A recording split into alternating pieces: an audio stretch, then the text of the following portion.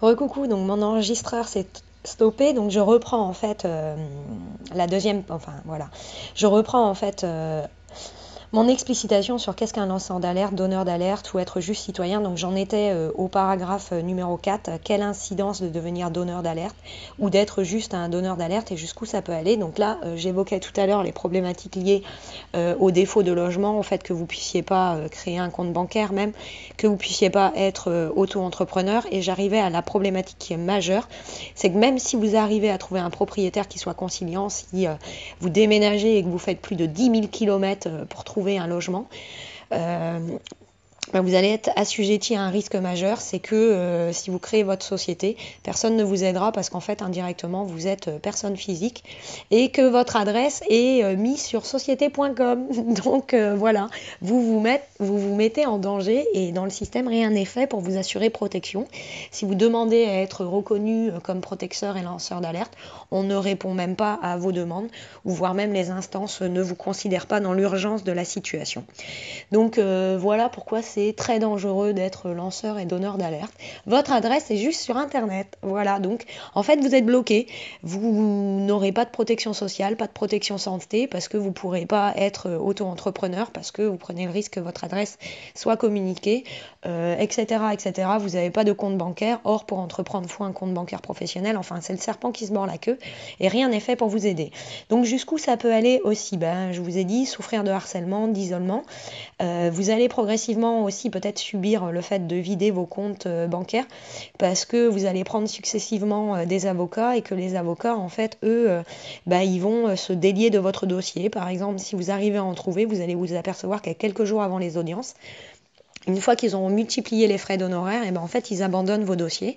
Si vous essayez de les dénoncer, aux bâtonniers, vous allez vous apercevoir que les bâtonniers ne lisent même pas votre dossier, que tout le monde s'en fout. Si vous essayez de faire des requêtes à la Commission européenne des droits de l'homme, Conseil de l'Europe, droits internationaux, etc., personne ne vous écoute.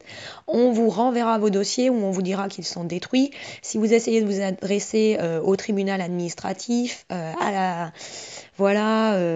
au ministère de la Justice, la garde des Sceaux, au protecteur des droits et des libertés. Enfin, tout le monde vous dit que ils sont pas concernés. Donc bon, bref, ça va vous coûter cher. Vous allez multiplier les avocats, ils vont vous dilapider vos derniers euros, ils ne vont pas vous protéger, vous défendre, ou voire même la lenteur fait que quelque part, vous y perdez plus. Donc ouais, c'est très très très très très fastidieux et il faut être combatif et vraiment tenace. Et voilà, faut... Bon. Alors, jusqu'où ça pourrait aller? Moi, je mets les gens en alerte parce que effectivement, être citoyen et essayer de protéger les droits et libertés, ça peut vous conduire, comme je vous ai dit, isolement et voire même suicide.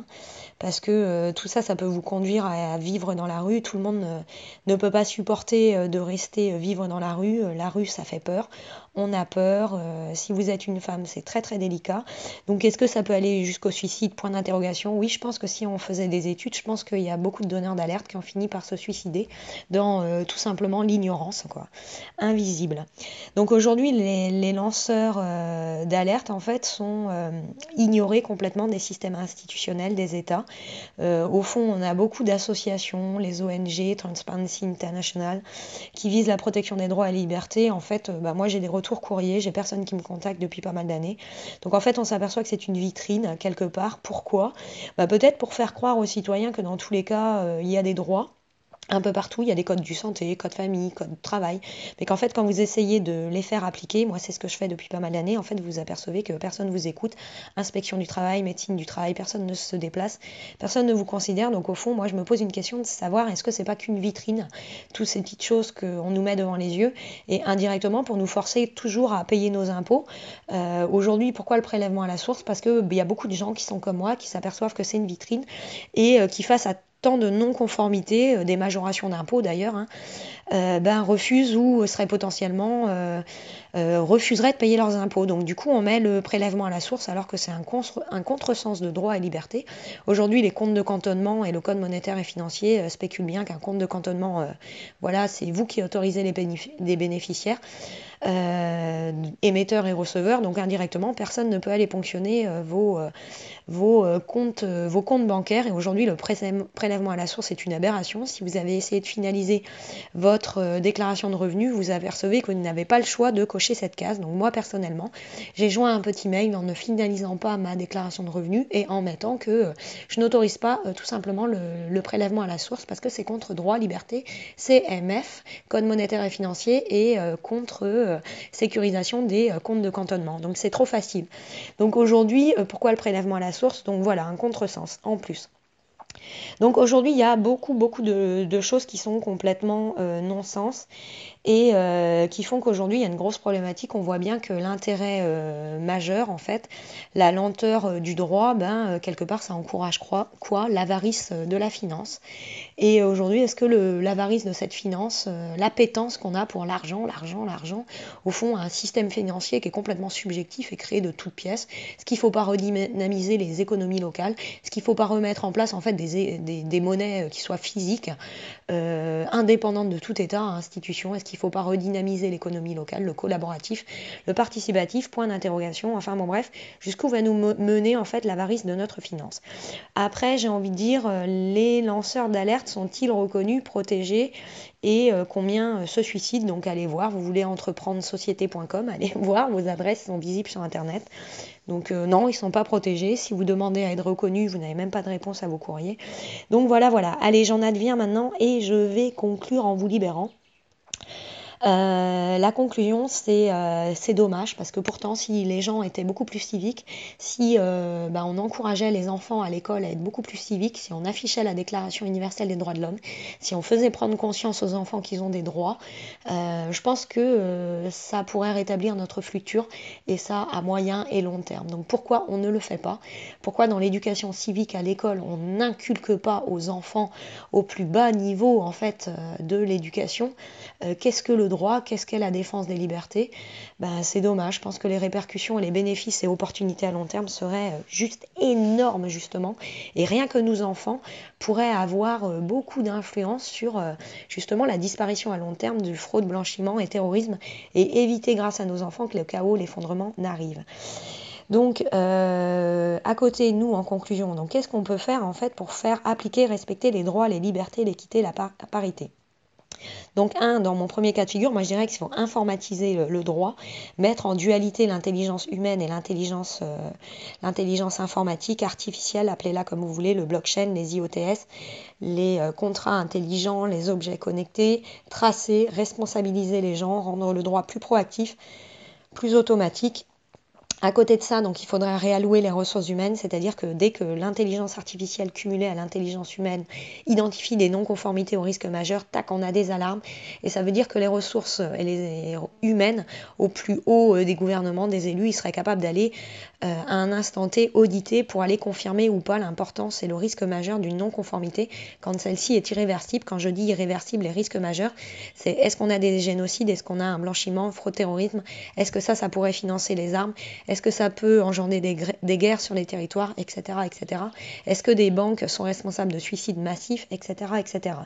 Donc il faut aujourd'hui, vous avez certainement entendu parler du système Bitcoin, du blockchain, etc., etc. Moi, je vois un premier avantage et une opportunité à cette technologie, c'est que c'est un grand livre de compte qui est ouvert. Allez voir sur Internet, vous êtes capable d'identifier par vous-même les flux financiers massifs de transfert autour de ces crypto-actifs ou de ces crypto-monnaies. Donc, si flux financier massif il y a, et qu'aujourd'hui il y a un défaut d'encadrement, les acteurs et les institutionnels, les auditeurs, les autorités de contrôle, AMF, ACPR, devraient être capables d'aller auditer ces systèmes et d'aller urgemment auditer en fait ces flux financiers et pourquoi, d'où ils viennent, qu'est-ce qu'ils financent et comment ils sont utilisés. Et c'est là, quantitativement, les risques majeurs qu'on devrait identifier plutôt que de s'interroger sur comment on va mettre en place une fiscalité pour ponctionner le petit citoyen. Ça engendre quoi? Déjà, ça engendre une fuite de nos cerveaux parce que tous nos auto-entrepreneurs, micro-entreprises sont en train de partir à l'étranger. Parce que notre système en France n'est pas fait pour encourager l'entrepreneuriat. Et tous les créateurs d'entreprises ou autres, je leur tire mon chapeau parce que quand on voit la masse de charges et les responsabilités qu'ils prennent, je dis chapeau de créer de la valeur ajoutée en France et je vous tire mon chapeau et merci pour les emplois que vous créez. Donc respect à ces gens-là.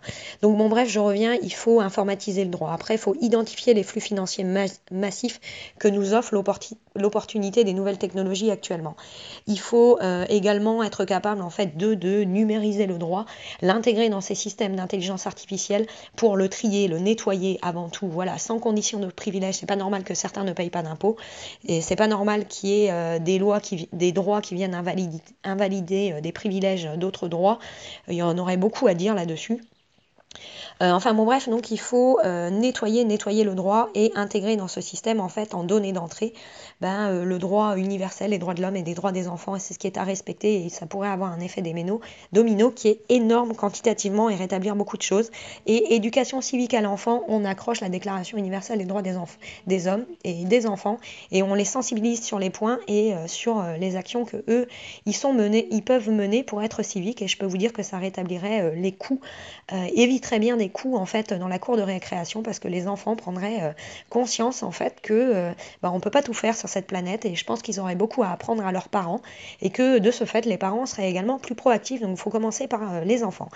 Donc il faut relier en plus de ça, informatiser le droit, ça je l'ai dit, et enfin il faut créer un nouveau tribunal, un tribunal correctionnel de responsabilité majeure, et dans ce tribunal en fait il faudrait le relier à ces systèmes en fait automatisés de respect des droits. Et donc là, en fait, il faudrait rendre ce tribunal comme à Haye, en fait. Il faudrait mettre en place, en fait, une identification des non-conformités liées, en fait, à la finance et au crime de la finance et responsabiliser hautement, civilement, pénalement et de manière correctionnelle. Et c'est là qu'il faut taper parce qu'aujourd'hui, si on voit que les banques sont capables de s'octroyer de tels dividendes, c'est bien que l'argent, il est quelque part. Moi, je demande également que les acteurs qui font fonctionner une planche à billets, comme la BCE, la Fed, soient responsabilisés. Ils ont des salaires. Ils sont payés gracieusement. Donc voilà, ils ont des responsabilités de haut niveau, donc il faut leur imposer les défauts d'application de ces responsabilités. Allez, enfin bon bref, je pourrais en parler encore longtemps et longtemps. Je vous abandonne, allez, à bientôt.